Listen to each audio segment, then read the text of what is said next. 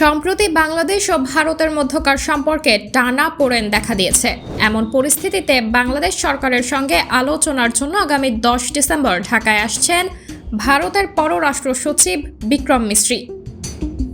বুধবার 4 ডিসেম্বর এক প্রতিবেদনে এই তথ্য জানিয়েছে ভারতীয় সংবাদ মাধ্যম হিন্দুস্তান টাইমস।